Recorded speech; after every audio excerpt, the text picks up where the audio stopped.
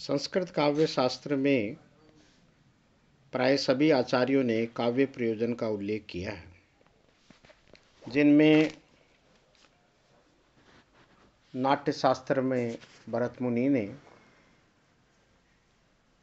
मुनि के पश्चात काव्यालंकार में आचार्य भामह ने, काव्यादर्श में आचार्य दंडी ने, वामनाचार्य ने भी इसी क्रम का निर्वाह किया है और काव्य के प्रयोजन पर विस्तार से विचार किया है। आचार्य रुद्रट ने, आचार्य आनंदवर्धन ने, अभिनव गुप्त ने, काव्य मीमांसाकार राजशेखर ने, आचार्य कुंतक ने इस विशाल काव्य प्रयोजन की परंपरा का विवेचन किया है। इसी क्रम में आचार्य मम्मट का संस्कृत काव्य शास्त्र में मूर्धन्य स्थान माना जाता है। इन्होंने काव्य के यश की प्राप्ति, धन की प्राप्ति, व्यवहारिक ज्ञान की उपलब्धि, अनिष्ट का नाश, अलौकिक आनंद की तुरंत प्राप्ति, कांता के समान मधुर उपदेश, ये 6 काव्य के प्रयोजन बताए हैं। काव्यम यश से अर्थ कृते व्यवहार विदे शिवेतर क्षतिये सद्यः पर निर्वर्तये कांता सम्मित तयोपदेश युजे। आचार्य मम्मट का ये प्रयोजन परिगणन संस्कृत के पूर्वाचार्यों के मतों का संग्रह है, किंतु परवर्ती संस्कृत और हिंदी के आचार्यों पर इनके मत का सर्वाधिक प्रभाव रहा है। इसलिए मम्मटाचार्य के काव्य प्रयोजनों पर संक्षिप्त प्रकाश डाला जा रहा है। यश की प्राप्ति। यश की कामना मानव मात्र की सहज आकांक्षा है। प्रत्येक व्यक्ति यश प्राप्ति के लिए लालायित रहता है। साहित्यकार तथा कवि भी यश प्राप्ति के उद्देश्य से काव्य सृजन में प्रवृत्त होता है।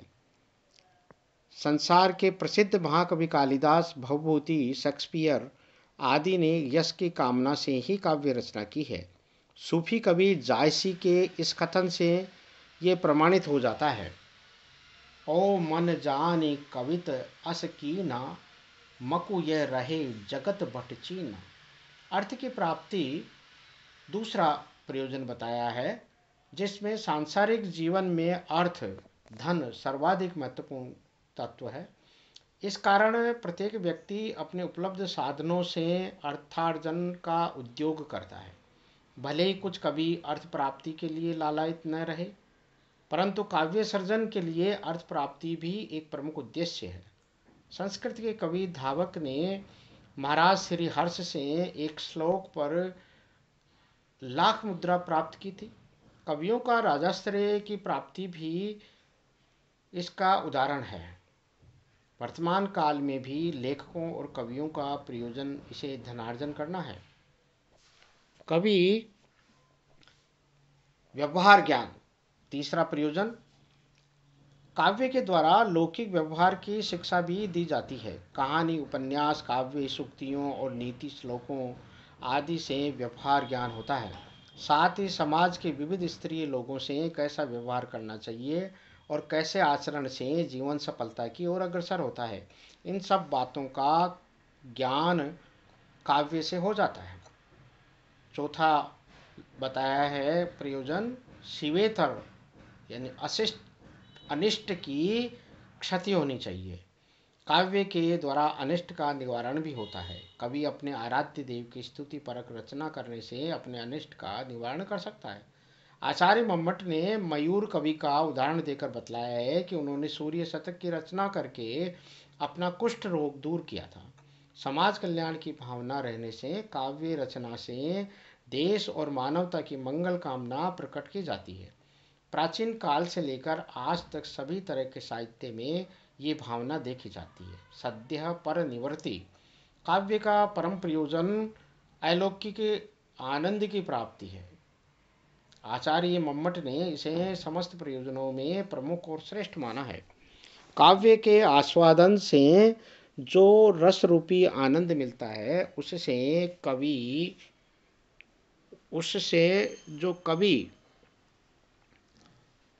पाठक दोनों को आनंदानुभूति है।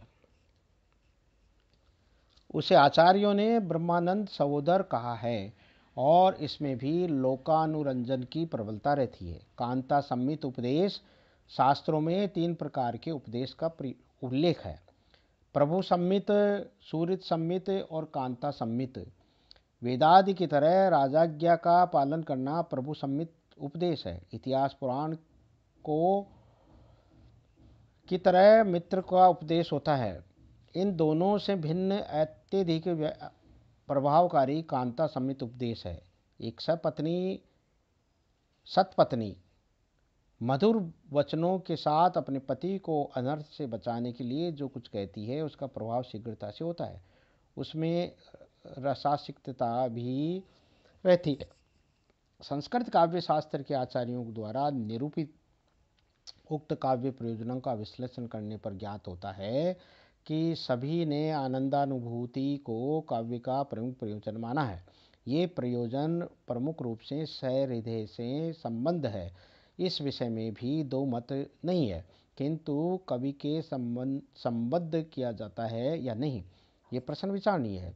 इस विषय में आचार्य मम्मट तो मौन है, किंतु हेमचंद्र ने कवि की रसानुभूति मानी है। यहाँ पर आनंद प्रयोजन मौलीभूत है और कवि और सहृदय दोनों के लिए प्रयुक्त हुआ है।